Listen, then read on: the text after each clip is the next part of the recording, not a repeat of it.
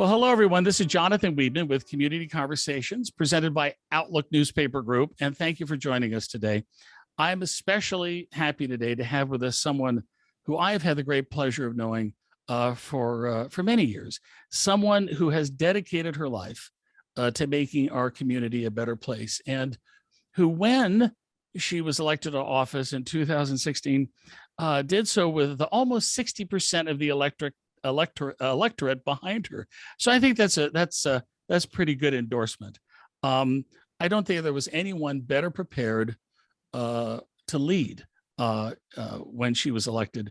And I might add, the largest supervisorial district in Los Angeles County, a rare public servant who leads with integrity, transparency, openness, access, and a real common sense approach to governing. So please welcome Los Angeles County 5th District Supervisor Kathryn Barger. Kathryn, it's great to see you. How are you doing today? Thank you. I'm sending you a virtual hug. I've gotten good at the virtual hugs through COVID. Back at you. Yeah. Indeed. Well, thank you so much for joining us. So let's start at the beginning. Tell us, where did you grow up and where did you attend school? We all start our lives not quite knowing where it will take us, where it will lead us. So what led you on this path to working in government and community? Well, I was born downtown Los Angeles at Queen of the Angels, which is no longer, but went from the hospital to a home in San Marino. I have 3 older brothers, my mom and dad. Grew up in San Marino, went to Valentine, Huntington, and San Marino High School. And I swore I'd never move back for the very reasons I moved back. The sense of community, and everyone knows your business, and the police, would call your parents if you got in trouble. And it's just a great community. So I'm born and raised in the San Gabriel Valley. I love it. And did you go to USC, if I remember correctly? No, I went to a small, I know I'm one of the minority. My father said if I went to SC, I couldn't come home and do my laundry. But I ended up going to school in Ohio. I went to a small university, Ohio Wesleyan, right outside of Columbus, Ohio. And got my degree from Ohio Wesleyan. Awesome. That's wonderful. Well, thank you. So let me ask you this. What do you love about being on the Board of Supervisors? It's a huge job with a lot of responsibility and expectations. And I think right now, more than ever, it's such a challenging time. And then let me ask, what are the challenges of being on the board? So what do you love about it? And then what are the things that are challenging at times? So, I never planned on running for office. And Jonathan, I knew you before I even ran for office. For me, my passion was always public service. I had the great fortune of working for the county, handling policy issues, health, welfare, children and family services, and mental health. And when this seat became open after 36 years, because of term limits, right, I decided to run. And what I love most about being on the front line now, being a supervisor, is taking that public service to the next level, really representing my constituents, but also representing LA County as a whole. We are a unique government in that we can set policy any given Tuesday. We have the ability between the 5 of us to really make changes in real time. And when it comes to foster youth and mental health and all, it's refreshing because we can make decisions that do impact our constituency. And so for me, that's the most fulfilling, is really being able to give back and give back in ways that I never dreamed of behind the scenes. The most challenging thing is that with COVID, it's really created a whole separate layer of issues as it relates to dealing with constituencies. I've seen firsthand the impact it's had on mental health, with people being, unable to go back to the workplace or socialize with individuals. And so it's been hard. It's been hard to set policy based on the fact that we are in a lockdown. Our board has not met face-to-face since COVID hit. So it's been 2 years. And we have a new board member, Holly Mitchell. So we haven't even been able to meet as a whole, which does change the dynamics as well. That's been a challenge because something gets lost in translation when you're not face-to-face. No, and I think it's an understatement to say that all of our lives have been so deeply impacted by that and the lack of interpersonal communication and face-to-face. We were talking about going back to concerts and theaters and plays and those things that enrich our lives. And I think if anything good, if this, if you can even say that, has come out of this, I think COVID has given everyone time to really appraise their lives, what really matters, what is really important. And I think we're going to learn a lot out of this insane event that we've just gone through. Yeah, I tell people it's given us an opportunity to hit the reset button and recognize that taking a walk or just simply taking care, self-care is okay and is important. And in a way, I think that is the silver lining in this dark cloud. I think people now recognize how much we have to be grateful for, but also what we need to do to balance our lives, because you can get caught up, and I know I'm just as guilty of getting caught up in my work and not have that self-care. And COVID has kind of forced me to take a step back and really reevaluate my priorities. I think you're absolutely right. It's done that for everybody, because it has been such a challenging time because of COVID for many issues facing our community. And I think that we're in some respects, as a result of this and other things, at a crossroads. So, with all the challenges that we've endured, and we all know what they are you optimistic? Do you think we have tough times ahead? How do you feel about the future? I'm always optimistic. I always do view the glass as half full. And I believe that we are going to get through this stronger. And I am confident that given all that we've gone through as a country, with the divisiveness, that we are going to come back together as one, working together. And that's always been my attitude, even pre-COVID. It's important to lead by example. And so I know we're going to get through this. I talked to friends who have had challenges, mutual friends, and I think we all realize that there is a light at the end of the tunnel, and that we really have to take inventory in ourselves and be optimistic and know that we can make that change and we will make a difference. How soon do you think the board will be meeting in person again? Do you have plans on the books, or is it? Yeah, I'm hoping by April. I'm hoping, the sooner the better, because again, things get lost in translation. I mean, Zoom has been great, and I've been able to get a lot of meetings done quickly because you don't have to, bring people in, set up and all that. But the interpersonal communication and the interaction really does help to facilitate some of the discussions that we have. So I'm hoping no later than April that we will be back together. Yeah, Zoom meetings leave a lot to be desired. I don't know who the guy is or the woman is who designed these white circle lights, but I think everybody in business has bought one by now, because that's how we've been communicating for 2 years. Hey, I want to ask you about the recent redistricting that took place in December. I served on the board of the LA Phil for many years, and of course, the Hollywood Bowl is part of my life, as it is yours. And of course, the district now has things like the Greek Theater and Griffith Park and the LA Zoo, some really important cultural assets for our city. So how do you feel about that? I think that's pretty exciting. I am excited. It took me by surprise. I've known the 5th District my whole life, and never in my wildest dreams did I think that the Hollywood Bowl and even Universal Studios would be incorporated into the 5th District. But I am excited. It's an opportunity. Sheila Kuehl has been representing it. This is they're going to be celebrating their 100th year. Right. So I'm going to make sure that Sheila is still very much a part of it, because COVID robbed her of that ability last year. Right. So I think it's important to share it, but I'm committed. I've already met with the Phil. They've got some challenges ahead of them, but nothing insurmountable. And I'm just looking forward to really being a part of an incredible community. And they are an incredible community with a great lineup this year. I'm excited about the lineup that they put into play. They haven't announced who it's going to be for opening night, but I'm hearing rumors it's going to be someone pretty spectacular. Wow. So I'm excited. But, I always say this, for me, representing the 5th District, my district is a little new. I've still got the Antelope Valley, San Gabriel Valley, and now I've got Toluca Lake and Universal and North Hollywood and Studio City.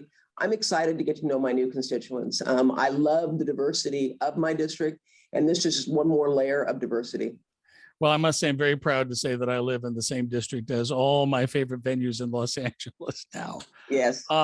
So I think that's just wonderful, wonderful. So let me ask you this, with everything that's been going on, because our audience are nonprofit leaders and executive directors and people in development in the foundation world, what advice or guidance or direction or encouragement would you provide to nonprofit community-based organizations after all that we've gone through? You know, the last couple of years has been, for many of them, so difficult, where the demand for their services has increased, where their ability to fundraise has been compromised, and where their ability to operate has even been compromised. So, you know, what would you share with them right now as we start to crawl out of this mess? Some words of encouragement or advice. Well, you know, when the county first did the lockdown and really telling people to be safer at home, a lot of communities, especially nonprofit, were definitely impacted in a negative way. And when you look at, for example, foster family agencies, Hillsides, 5 Acres, Sycamores, their need didn't go away. They still served a vital role, but the impact it had on them, on their employees, was incredible. And we recognize with the federal funding that we get here at the county that we wanted to get that out to our communities that were hardest hit, small businesses, nonprofits. And so we as a county are committed to working with our partners, because what I say is government alone is not going to fix what's going on. Our nonprofits, especially here in LA County, are such a vital partner on all the services we provide. So I am confident that we're going to come out of this with a strategy that's going to provide the funding necessary to get them through that tough period. And, you know, I'm already seeing invitations coming in for their fundraisers. So that's starting up again. I'm committed to supporting the nonprofits in my district, as I always have, but probably more so now, to make sure that they know that they are appreciated and supported financially. And I'm going to encourage my friends as well to do the same. I'm going to tell them, if you haven't given in the past, now is a good time to do it, because they are in incredible need of support from the community. Thank you, Kathy. You know, among many of the elected leaders that I've known in my career, in my life, I can't think of many who have been as committed to the nonprofit community as you are. And I say that from my time when I ran the Wells Fargo Foundation. And I don't think there was an event where you weren't there, represented and supporting it. And I probably met you for the first time at a fundraiser. You did, and I kept thinking, is there a clone? Because you were everywhere. I mean, I don't know how you did it.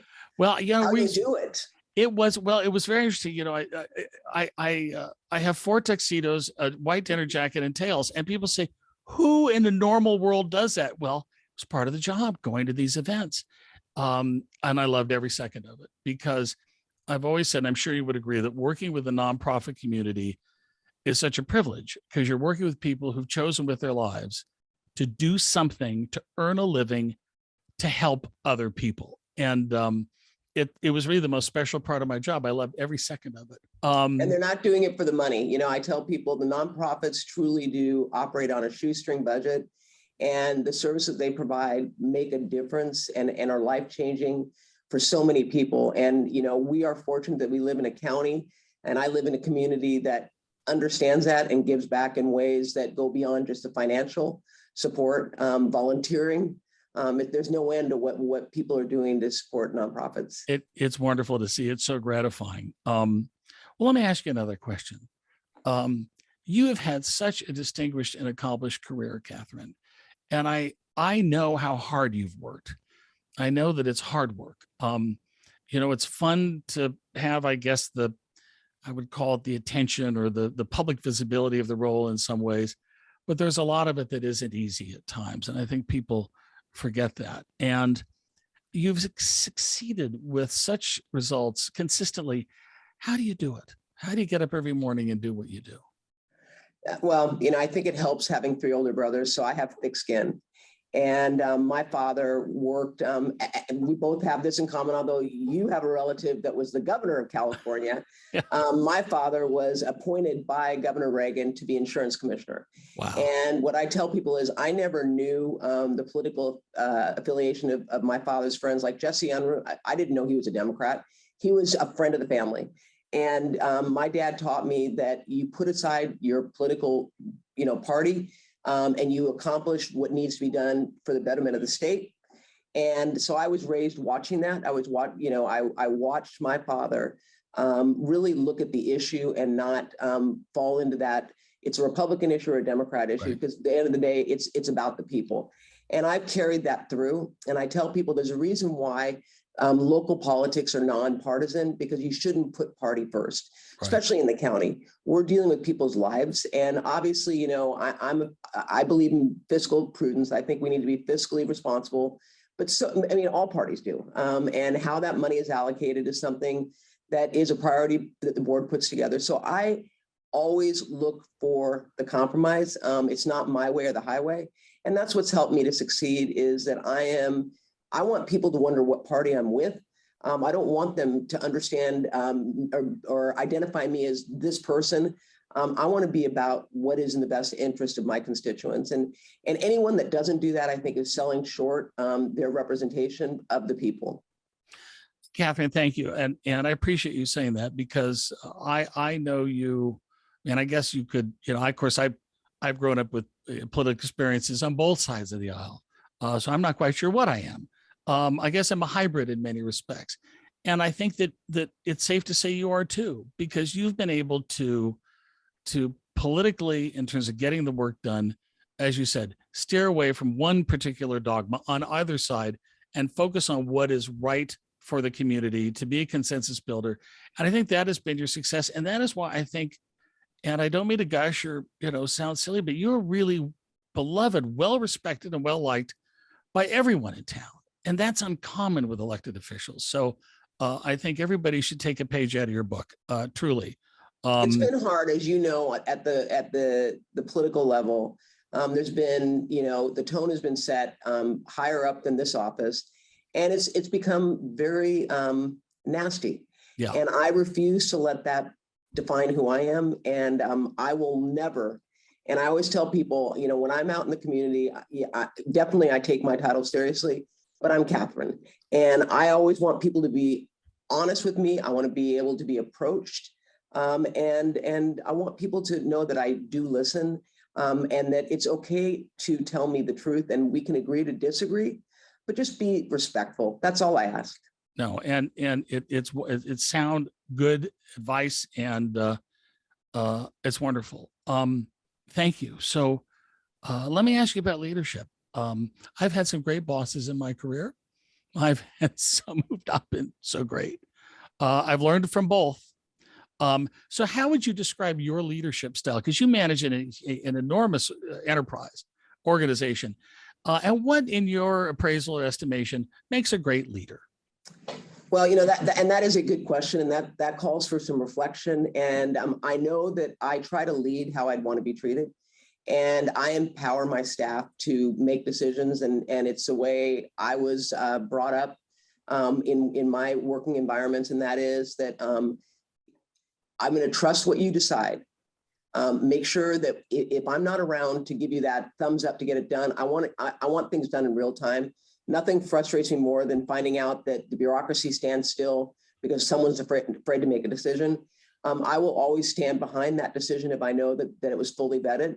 But I let my staff be engaged and help make decisions. It doesn't mean I want them to be yes, based on what they think I want. Again, I always want honesty, and I want them to talk to both sides. I think, when people look at my candidacy when I first ran, I got every union's endorsement, which was unheard of. But I did that not because I'm going to write them a blank check, but because I always left the door open, because I believe that you become a better leader. And in this case, it was a staff member, when I get both sides and I'm able to come to a common ground, because you and I both know the truth is always somewhere in between. Right. And so I've instilled that in my staff. And, again, COVID has created challenges because we don't have everyone in the office. But during COVID, our office has been open every day. I've come into the office every day. Wow. And we've got a hybrid model going here. But I trust my staff, and I have an incredible team. I mean, I've been very fortunate to have people that have public service at their heart as well. You do, by the way, because I talked to other people out in the community, and I'm recently had breakfast with a fellow named Mark Mariscal. I don't know if you know Mark. He's with the Rotary Club, and I've talked to, of course, Charlie Plowman, and everybody raves about your staff. everybody who I've talked to, and they know them by name, by the way. So it's pretty special. Yeah, they Really. love their job. And I think that's important too, that they recognize that this is really a position where we can affect change and give back to our community. And I have staff that is all in to do that. I love it. Well, let me ask you this. Who are some of the individuals who've had a great impact on your life? Now, they could be historic figures. They could be contemporary figures. It could be maybe family members. Who would you know? Because I know who the people are that I think about. You know, I'm a huge fan of Abraham Lincoln. I mean, I can quote him liberally. And I was at a gala dinner once, and I was supposed to give a speech, and I read Lincoln's second inaugural address.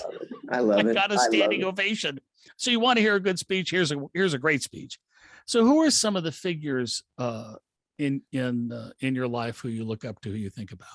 Well, in real time, I mean, my mom had such an incredible sense of humor, and she could walk into a room and know nobody in that room and walk out and know everyone by name and know everything about them. Wow. And I remember sitting in, do you remember Mike Wallace? Sure. Mike Wallace.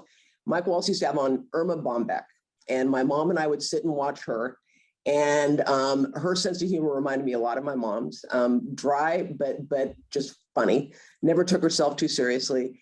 And so I got a little of that in me from my mom. Never take yourself too seriously, and always keep that sense of humor.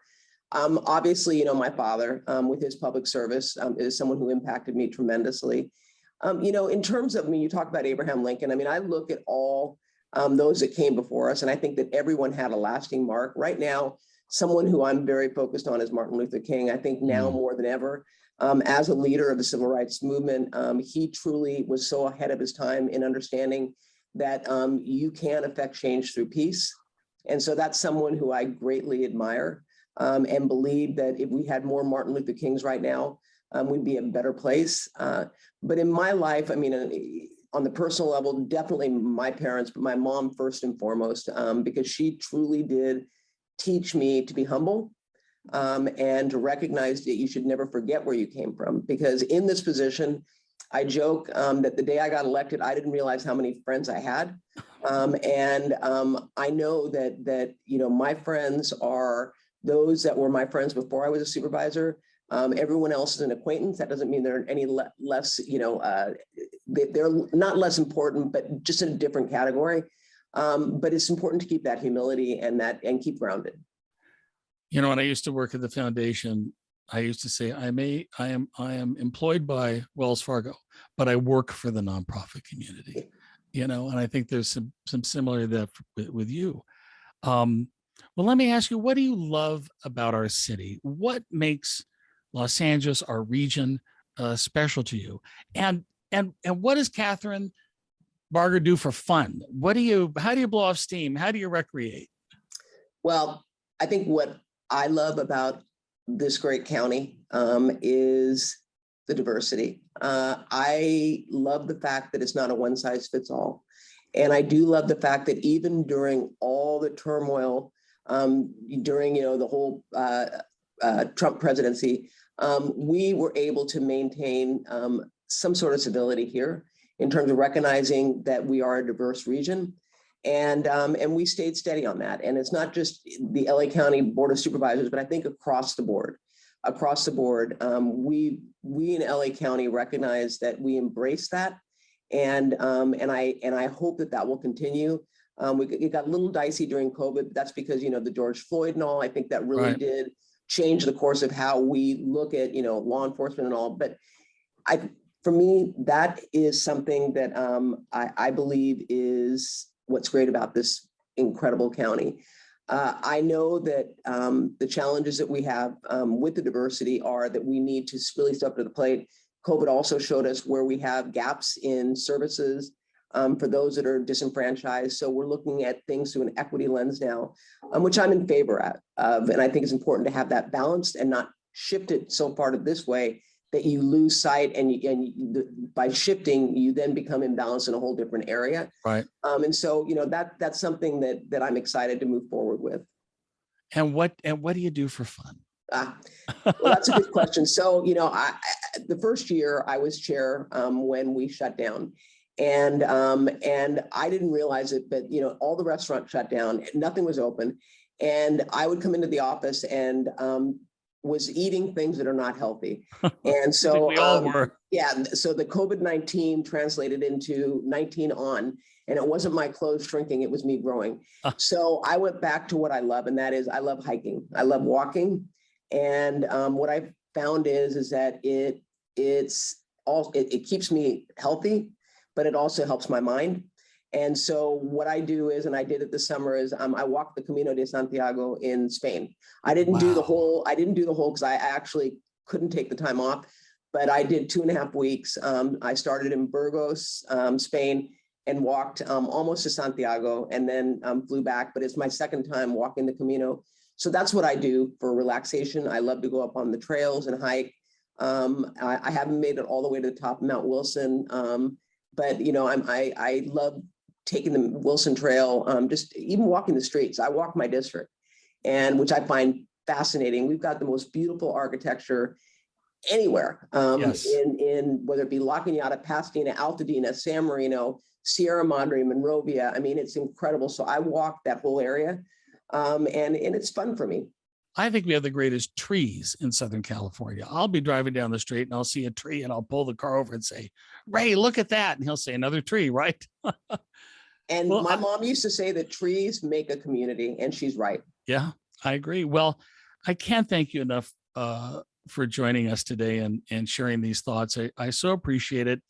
Is there anything else you'd like to share as we wrap up? Any last thoughts or comments you'd like to make for our listeners? Yeah, I'd like people to know that as not only their supervisor, but just as a government official, it's important that they use their voice. And I think it's important when people are dissatisfied with the way things are going, stand your ground, write a letter, make a call, get involved. Because one of the frustrations I have is people always tell me they're upset with something, but they weren't part of the solution. So I would encourage people to become a part of whatever it is, whether it be kid space, wanting more opportunities for children, getting involved with 5 acres, or if it's that you feel there's, people are speeding down your street and you want a stop sign. Government, we are here to listen, and I'm only as good as the people I represent and how they provide input to me. So I would ask people, just remember that we're here to serve you. I haven't forgotten it. Doesn't always mean we're going to give you what you want, but we will definitely, you will definitely have an ear. Well, Supervisor, I can't thank you enough for joining us today. It's been such a pleasure chatting with you, and I hope this is the first of many conversations, and we'll be checking in and talking again real soon. So thank you so much. Thank you, and thank you for allowing me this opportunity. It's really great to see you. I miss you. Miss you too. We'll make up for lost time. Okay. Thanks. Thanks.